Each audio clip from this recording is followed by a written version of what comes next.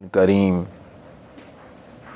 अम्मा बाद फ़अऊज़ु बिल्लाहि मिनश्शैतानिर्रजीम। बिस्मिल्लाहिर्रहमानिर्रहीम। कुलिल्लाहुम्मा मालिकल मुल्कि तुअतिल मुल्का मन तशा व तंज़िउल मुल्का मिम्मन तशा व तुइज़्ज़ु मन तशा व तुज़िल्लु मन तशा बियदिकल खैर इन्नका अला कुल्लि शैइन क़दीर। तूलिजुल लैला फिन्नहारि व तूलिजुन नहारा फिल्लैल व तुख़रिजुल हय्य मिनल मय्यिति व तुख़रिजुल मय्यिता मिनल हय्य व तर्ज़ुक़ु मन तशाअु बिग़ैरि हिसाब। सदक़ल्लाहुल अज़ीम। अल्लाहुम्मा सल्लि अला मुहम्मदिन व अला आलि मुहम्मद कमा सल्लैता अला इब्राहीम व अला आलि इब्राहीम इन्नका हमीदुम मजीद। अल्लाहुम्मा बारिक अला मुहम्मदिन व अला आलि मुहम्मद कमा बारकता अला इब्राहीम व अला आलि इब्राहीम इन्नका हमीदुम मजीद। सामीन मोहतरम, काबिल कदर भाइयों, दोस्तों और बुज़ुर्गों, सूरे आले इमरान की आयत नंबर 26 और 27 तिलावत की गई हैं। आयात मुबारका के शान नुज़ूल के बारे में मुफस्सिरीन ने ये बात लिखी है कि जिस वक़्त आप सल्लल्लाहु अलैहि वसल्लम को इत्तिला हुई कि कुफ़ार मक्का अपने इर्दा गिर्द तमाम कबाइल को लेकर मदीना पर हमला आवर होने वाले हैं और सिर्फ़ मुशरिकीन मक्का ही नहीं हैं बल्कि और भी बहुत सी जमातें उनके साथ हैं, तो आप सल्लल्लाहु अलैहि वसल्लम इस मसले में परेशान हुए और सहाबा अलैहिम रिज़वान से मशवरा किया। तो हज़रत सलमान फ़ारसी रज़ी अल्लाह ताला अन्हु, जिनकी उम्र उस वक़्त 250 साल से ज़ायद थी, हज़रत सलमान फ़ारसी रज़ी अल्लाह ताला अन्हु ने मशवरा दिया कि अगर खंदक खोद ली जाए तो उससे अपने इलाके का दिफा हो सकता है कि हम पुराने लोग हैं फ़ारिस के, और उस वक़्त पुराने दौर में जिस वक़्त एक कबीले पर या एक मुल्क पर तमाम आसपास के मुल्क यलगार कर देते थे तो खंदक खोदा जाती थी। तो हुज़ूर सल्लल्लाहु अलैहि वसल्लम ने भी 6 मील लंबी खंदक खोदने का हुक्म दे दिया। अब सहाबा अलैहिम ज़मान की तादाद काफ़ी सारी थी। हर सहाबी के बारे में आता है कि 10-10 सहाबियों की आप सल्लल्लाहु अलैहि वसल्लम ने जमातें बनाई। 10 सहाबी के पास 40 गज़ का टुकड़ा है। 40 गज़ एक 10 सहाबी के एक जमात के पास, दूसरा 40 गज़ दूसरे 10 सहाबा की जमात के पास। इस तरह आपने सबको ज़मीन बांट दी और सहाबा अलैहिम रिज़वान ने ये पूरा का पूरा काम सख्त तरीन गर्मी के अंदर, सख्त तरीन गर्मी के अंदर, जब पेट में भी कुछ नहीं था, सर पर भी कुछ नहीं था और पाँव में जूता भी नहीं था उनके, ये हालत थी। इस सख्त गर्मी के अंदर 6 दिन के अंदर ये सारा काम मुकम्मल कर दिया। अभी ये इस काम के दिन का तीसरा या चौथा दिन था कि हज़रत सलमान फ़ारसी रज़ी अल्लाह ताला अन्हु की जमात के हिस्से में जो जगह आई थी 40 गज़ की, तो वहाँ पर वो खोद रहे थे। तो खोदते खोदते ज़मीन थोड़ी सी खोदी मिट्टी, तो नीचे एक बहुत बड़ी चट्टान निकल आई। अब वो चट्टान टूटने का नाम नहीं लेती थी। तो हुज़ूर अकरम सल्लल्लाहु अलैहि वसल्लम को इस मामले की ख़बर दी गई। आप सल्लल्लाहु अलैहि वसल्लम ख़ुद वहाँ पर तशरीफ़ लाए और आप सल्लल्लाहु अलैहि वसल्लम अपने हाथ मुबारक से कुदाल पकड़ी और आपने एक ज़रब लगाई। जिस वक़्त पहली ज़रब लगाई तो उस चट्टान को ऊपर ऐसी लगी, सिर्फ चट्टान टूटी नहीं बल्कि उससे रोशनी निकली, चिंगारियाँ, और रोशनी से आसपास की जगह रोशन हो गई। और आप सल्लल्लाहु अलैहि वसल्लम ने फरमाया कि मुझे रूम के महल्लात दिखा दिए गए हैं, सल्तनत कैसर वो टूट कर इस्लाम के कदमों में आ जाएगी। फिर आप सल्लल्लाहु अलैहि वसल्लम दूसरी ज़रब लगाई।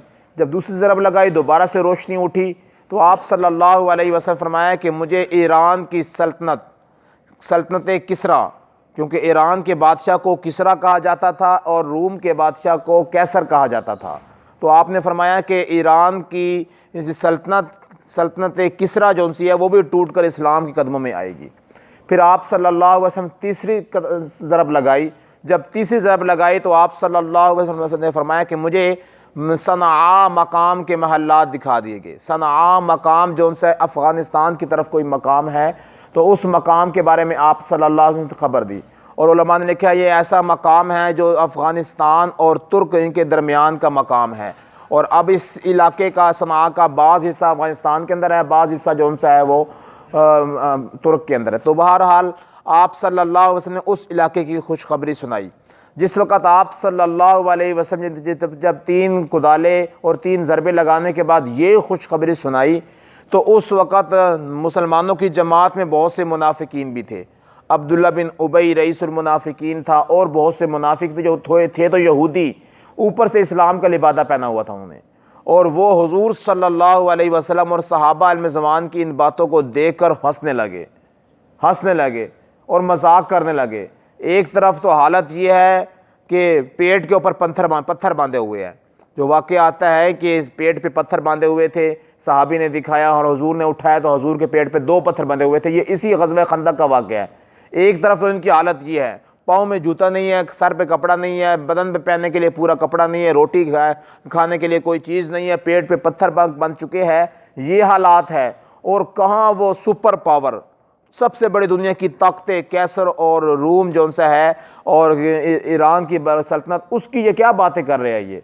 तो उस वक़्त आप सल्लल्लाहु अलैहि वसल्लम ने उनकी इस मजाक के ऊपर आपने कोई बात इरशाद नहीं फरमाई। अल्लाह तबारक व ताला ने कुरान मजीद की आयात नाजिल फरमा दी, फरमाया कुलिल्लाहुम्मा, ए नबी आप फरमा दीजिए कि अल्लाह की ज़ात वो है जो मालिकुल मुल्क, बादशाहों की बादशाह ज़ात है, बादशाहों की बादशाह ज़ात है।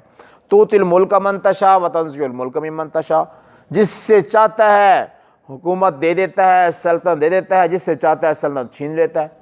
ये तो अल्लाह तबारक व ताला के इख्तियारात में है। अल्लाह तबारक व ताला ने हुजूर सल्लल्लाहु अलैहि वसल्लम के दौर में, जब आप सल्लल्लाहु अलैहि वसल्लम का आखिरी वक़्त था, तकरीबन तमाम अरब के अंदर इस्लाम फैल गया था, तमाम अरब के अंदर। और हज़रत फ़ारूक आज़म रज़ी अल्लाह तआला के ज़माने के अंदर तकरीबन ईरान और रूम दोनों जो उनसे ये फ़तह हो चुके थे, दोनों इस्लाम के नीचे आ चुके थे। फिर हज़रत उस्मान गनी रज़ी अल्लाह तआला अन्हु के दौर के 12 सालों में से तकरीबन 11वें साल में जाकर ये सना मकाम जो उनसे ये इस्लाम के नीचे आया। ये इस्लाम के नीचे इस अंदाज से आया कि सना मकाम पर सहाबा इल्म ज़मान की कोई जंग नहीं हुई, 2 कबीले थे, दो कौमें थी, इनको इस्लाम की दावत दी गई, इन्होंने कुछ वक़्त मांगा, इन्होंने कुछ वक़्त मांगा। फिर ये 2 कौमें, अफ़गान कौम और तुर्क कौम, ये दोनों बग़ैर मुज़ाहमत के पूरी की पूरी इस्लाम के अंदर दाखिल हो गई। एक दिन के अंदर 50,000 तुर्क थे, वो सारे के सारे मुसलमान हो गए एक दिन के अंदर। इसी तरह अफ़गान भी ये इस तरह ही मुसलमान हुए हैं। तो बहरहाल ये 2 कौमें जो उनसी है ये लड़ाई के बग़ैर इस्लाम की तरफ आई है। तो फरमाया आप सल्लल्लाहु अलैहि वसल्लम को अल्लाह रब्बुल इज़्ज़त ने कि बादशाह तो सारी हमारे हाथ में है, जिससे चाहते हैं छीन लेते हैं, जिससे चाहते हैं उसको दे देते हैं उसको। और उलमा ने लिखा है, मुफस्सिरीन इज़ाम ने, कि ये आयात मुबारका वो आयत है जिस आयत के अंदर अल्लाह रब्बुल इज़्ज़त का इस्म आज़म छुपा हुआ है, जिसके बारे में हदीस में आता है इज़ा दुइया अजाब बिही, इस समय कि जैसे ही उसके इस नाम के ज़रिए दुआ मांगी जाए अल्लाह ताला कबूल फरमा लेते हैं। इज़ा सुइला बिही फ़अता, कि अल्लाह तबारक व ताला से जब सवाल किया जाए इस्म आज़म के ज़रिए अल्लाह अता फरमा देते हैं फ़ौरन। तो इस आयत मुबारक में इस्म आज़म जो सा है ये भी छुपा हुआ है। तो ये आयत मुबारक पढ़ने के अतबार से भी बहुत आला है। और दूसरी इसमें अल्लाह तबारक व ताला ने अपनी बादशाहत का जिक्र फरमाया है। और उलमा ने लिखा है कि लोग मुल्कों के बादशाह होते हैं, कोई किसी मुल्क का बादशाह, कोई किसी मुल्क का बादशाह, लेकिन अल्लाह तबारक व ताला ने अपने लिए मालिकुल मुल्क का लफ्ज़ इस्तेमाल फरमाया। मालिकुल मुल्क, मुल्क कहते हैं सल्तनत को, वस्फ़े बादशाहत को। वस्फ़े बादशाहत पर बादशाह ज़ात सिर्फ़ एक अल्लाह की ज़ात है, सिर्फ़ एक अल्लाह की ज़ात है। और कोई वस्फ़े बादशाहत पे बादशाह नहीं होता, छोटे छोटे मुल्कों पे होता है, लेकिन जो असल बादशाहत है उसके ऊपर बादशाह ज़ात वो अल्लाह रब्बुल इज़्ज़त की ज़ात है। इसलिए कि दुनिया के बादशाह जब पैदा होते हैं उनका कोई पुरस्तानी हाल ही नहीं होता, जब वो दुनिया से चले जाते हैं उनको कोई पूछने वाला नहीं होता, उनको कोई पूछने वाला नहीं होता, वो मरे हैं, कहाँ पर मरे हैं, कहाँ पर उनके दफन किया गया, कोई किसी को पता नहीं होता उसको। तो नामो निशान उनका ख़त्म हो जाता है उनका। उनकी सल्तनतें मुख्तलिफ इलाकों के लिए होती है, मुख्तलिफ औकात के लिए और मुख्तलिफ टाइम पीरियड के लिए, बस थोड़े से वक़्त के लिए होगी, बाद में ख़त्म हो जाएगी। फ़लाँ सदर रहा, फ़लाँ वज़ीर रहा, हम ये बातें याद करते हैं, अब वो लोग कहाँ पर है, किस जगह पर है, कोई पता नहीं है कोई। तो इस तरह होता है। लेकिन अल्लाह तबारक व तआला की बादशाहत अज़ली है, अबदी है और हमेशा हमेशा रहेगी, हमेशा हमेशा रहेगी। अल्लाह की बादशाहत को कोई ज़वाल नहीं है। इसलिए अल्लाह ने फरमाया कि जिससे चाहते हम छीन लेते, जिससे चाहते हम अता कर देते हैं। व तो इज़्ज़ु मन तशा व तो ज़ुल्लु मन तशा। और सिर्फ यही नहीं कि बादशाहत या बादशाहत का देना या ना देना, इज़्ज़त जो सी अल्लाह फरमाते ये हमारे हाथ में है। जिसको चाहते इज़्ज़त देते हैं और जिसको चाहते हम जलील कर देते। बियदिकल खैर, ये सारी की सारी चीज़ें अल्लाह तबारक व तआला के हाथ में है, अल्लाह के हाथ में है। तो इज़्ज़त और ज़िल्लत अल्लाह ताला के हाथ में है। इज़्ज़त ओहदों से नहीं आती, इज़्ज़त माल से नहीं है, इज़्ज़त अल्लाह के हुक्म से है। एक इंसान बड़े ओहदे पर होता है, लोग उसको गालियाँ निकालते हैं, लोग उसको गालियाँ निकालते हैं, ये इज़्ज़त है। ये एक इंसान सदर और वज़ीर होता है, लोग उसको बुरा भला कहते हैं, गालियाँ निकालते हैं, ये इज़्ज़त है, ये इज़्ज़त नहीं है। एक इंसान बहुत ज़्यादा पैसे वाला होता है, लेकिन एक आम रेडी वाला जौन से है वो दो गालियाँ निकाल कर उसका नाम लेता है अगला, तो ये इज़्ज़त नहीं है। अल्लाह तबारक व तआला फरमाते हैं कि हम जब इज़्ज़त देने पर आए, जो इज़्ज़त के असबाब हमने अपने ज़हनों में बना रखे हैं कि आला ओहदा, आला मनसब, आला माल वाला होना, आला सवारी वाला होना, आला मकान वाला होना, फरमाया कि अल्लाह को उनकी ज़रूरत नहीं है। अल्लाह उन असबाब के बग़ैर इंसान को इज़्ज़त की चोटी पर पहुँचा देते हैं। फरमाया कि अल्लाह तबारक व तआला ने हुज़ूर सल्लल्लाहु अलैहि वसल्लम को जो इज़्ज़त अता फरमाई, ना आपके पास कोई ओहदा था, ना आप सल्लल्लाहु अलैहि वसल्लम के पास माल था, नसब के एतबार से आप सल्लल्लाहु अलैहि वसल्लम यतीम पैदा किए गए, यतीम थे आप सल्लल्लाहु अलैहि वसल्लम। लेकिन अल्लाह रब्बुल इज़्ज़त ने कितनी इज़्ज़त अता फरमाई, कितना मकाम और मर्तबा अता फरमाया। तो मेरे मोहतरम ये चीज़ है कि अल्लाह रब्बुल इज़्ज़त जब इज़्ज़त देने पर आए तो कोई अल्लाह तबारक व तआला किसी सबब के कोई मोहताज नहीं होते। फरमाया कि इन्नका अला कुल्लि शैइन कदीर, बेशक अल्लाह की ज़ात हर चीज़ पे कादिर ज़ात है। और फिर अल्लाह तबारक व तआला ने अपनी कुदरत के चंद नमूने बताए कि मेरी कुदरत के नमूने क्या है। फरमाया तुलिजुल लैला फिन नहार व तुलिजुन नहारा फिल लैल। तो कुदरत के नमूने देखने हैं तो पूरे साल का सर्वे करो, पूरे साल में। फरमाया तुलिजुल लैला, हम रात को दाखिल कर देते हैं दिन के अंदर, हम रात को दाखिल कर देते हैं दिन के अंदर। व तुलिजुन नहारा फिल लैल, और हम दिन को दाखिल कर देते हैं रात के अंदर। बाद हिस्सा दिन का होता है लेकिन वो रात का हिस्सा बन जाता है। एक वक़्त वो था जब 4:30 बजे नमाज होती है फजर की, और एक वक़्त वो जब 6:30 बजे नमाज होती है। तो 4:30 बजे के बाद जो दिन का हिस्सा था अल्लाह ने उसको रात में दाखिल कर दिया, अल्लाह ने उसको रात में दाखिल कर दिया। और जिस वक़्त मौसम पलटता है दोबारा से, मौसम सरमा से गर्मा की तरफ आता है, फिर अल्लाह तबारक व तआला दिन को रात की तरफ दाखिल कर देते हैं। तो रात को दिन में दाखिल करना और दिन को रात में दाखिल करना ये अल्लाह के काम है। अल्लाह फरमाते ये मेरी कुदरत के नमूने हैं, इनको देख के ज़रा तुम समझो कि कैसे मैं इतने बड़े बड़े तगय्युरात और तबद्दुलात कर रहा हूँ मैं। आगे अल्लाह ने फरमाया व तुखरिजुल हय्य मिनल मय्यित व तुखरिजुल मय्यित मिनल हय्य, कि मैं, अल्लाह फरमाता है कि मुर्दा से जिंदा को निकालता हूँ मुर्दा से, व तुखरिजुल मय्यिता, और मैं निकालता हूँ मुर्दा को जिंदा से। एक मुर्दा चीज़ है अल्लाह उसको उससे ज़िंदा चीज़ बना देते हैं, और एक ज़िंदा चीज़ है अल्लाह उससे मुर्दा चीज़ बना देते हैं। इसकी मुफस्सिरीन आम मिसाल एक तो ये देते हैं कि जैसे अल्लाह रब्बुल इज़्ज़त ने एक मुर्गी का निज़ाम रखा है, मुर्गी है और अंडे देने वाले जितने भी जानवर है, जिस वक़्त वो ज़िंदा है उससे जो अंडा निकला है उसमें कोई जान नहीं है उसके अंदर, वो मुर्दा है। लेकिन अल्लाह तबारक व तआला ने ज़िंदा से मुर्दा को निकाल के दिखाया, और फिर उस मुर्दे अंडे के अंदर से अल्लाह रब्बुल इज़्ज़त ने एक चूज़े को ज़िंदा जान को निकाल के दिखाया। तो अल्लाह ने मुर्दा से ज़िंदा को और ज़िंदा से मुर्दा को निकाला, ये अल्लाह तबारक व तआला का काम है। और बाद मुफस्सिरीन ने इसकी मिसाल ये दी है कि अल्लाह तबारक व तआला इंसान की तख्लीक की तरफ इशारा फरमा रहे हैं कि देखो तो सही कि जिस वक़्त तुम अपने माँ के पेट में होते हो, रहम की झिल्ली के अंदर होते, उस वक़्त तुम्हारे अंदर कौन सी जान होती है? एक नुतफ़ा है उसमें क्या जान है, एक अलका है उसमें क्या जान है, जमा हुआ खून है उसमें क्या जान है, एक लोथड़ा बन गया उसमें क्या जान है, 4 महीने तक उसमें कोई जान नहीं है, तो वो एक मुर्दा है। तो मैं कि जिंदा से अल्लाह ने मुर्दा को पैदा किया 4 महीने से पहले तक, और 4 महीने के बाद अल्लाह ने आलम अरवाह से रूह डाल दी उसके अंदर। फिर अल्लाह ने क्या फरमाया कि हमने मुर्दा से जिंदा को पैदा कर दिया हमने। तो ये अल्लाह तबारक व तआला की ज़ात है जो सारे निज़ाम को चला रही है। इस तरह बहुत सी मखलूक़ात की तरफ हम देखते चले जाए तो ये सारे के सारा सिलसिला अल्लाह तबारक व तआला सारी मखलूक़ात के ज़रिए कर रहे हैं। इसलिए फरमाया तुखरिजुल हय्य मिनल मय्यित व तुखरिजुल मय्यित मिनल हय्य। तीसरी तफसीर के मुताबिक इसके बारे में मुफस्सिरीन ने लिखे ये बात कि अल्लाह ताला मुर्दा से ज़िंदा को पैदा कर देते हैं और ज़िंदा से मुर्दा को पैदा। इसका मतलब ये है कि बसा औकात बाप काफर होता है, अल्लाह उससे ईमान वाला बेटा अता फरमा देते हैं, नेक बेटा अता फरमा देते हैं, वो नेक बन जाता है वो। तो क्या मतलब कि काफर है वो तो अल्लाह की निगाह में मुर्दा है, वो तो मुर्दा है, इसलिए कि आप सल्लल्लाहु अलैहि वसल्लम साफ फरमा दिया, जिक्र करने वाले की मिसाल और जिक्र ना करने वाले की मिसाल ऐसे है जैसे जिंदा और मुर्दा की मिसाल है। अब काफिर जब अल्लाह को मानता नहीं तो अल्लाह का जिक्र कैसे करेगा, अल्लाह को याद कैसे करेगा अल्लाह ताला को। तो मालूम यह हुआ कि अल्लाह तबारक व ताला बसा औकात काफिर की औलाद में नेक मुत्तकी परहेजगार पैदा कर देते हैं, ईमान वाला, और बसा औकात ईमान वालों की औलाद के अंदर अल्लाह तबारक व ताला काफिर बेटे पैदा कर देते हैं। नूह अलैहिस्सलातु वस्सलाम का बेटा काफिर नहीं था।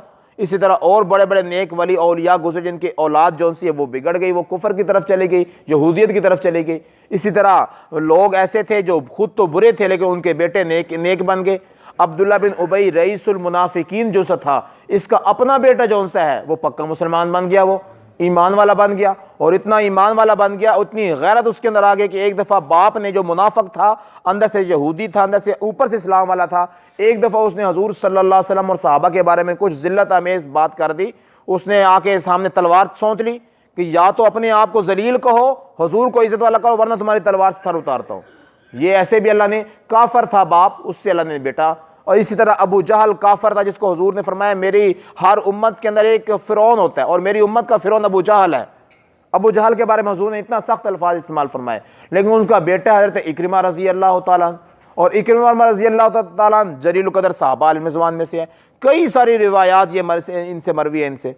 तो अल्लाह तबारक व ताला बसा औकात मुर्दा से ज़िंदा कर देते हैं, यानी मुर्दा काफर होता है बाप, उससे अल्लाह ताला नेक मुत्तकी ईमानदार बेटा पैदा फरमा देते हैं। और इसी तरह बसा औकात अल्लाह ताला ज़िंदा से मुर्दा को पैदा कर देते हैं। बाप तो नेक होता है जो से, लेकिन बेटा उसकी कोई फरमा बरदारी करने वाला या इस्लाम ईमान को कबूल करने वाला नहीं होता।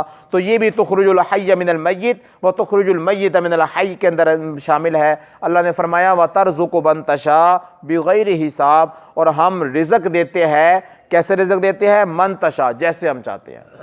जैसे अब अल्लाह की चाहत कैसे है, अल्लाह की चाहत कैसे है, अल्लाह ने फरमाया बगैर हिसाब, बगैर हिसाब के। अब हिसाब क्या कि अल्लाह ताला ने इंसान को रिज़्क़ दिया, एक है अल्लाह तबारक व ताला का इल्म अज़ली, अल्लाह के इल्म के हिसाब से उसका बिल्कुल हिसाब है, ज़र्रे ज़र्रे का हिसाब है। बगैर हिसाब अल्लाह ने मेरी और आपकी अकल को देख के बताया कि तुम्हें रिज़्क़ दे रहा है बगैर हिसाब। इसलिए बगैर हिसाब अल्लाह ने हमें बतलाया कि हम अगर हिसाब में लाना चाहे भी, जो हम रिज़्क़ इस्तेमाल करते हैं वो हिसाब में आ ही नहीं सकता।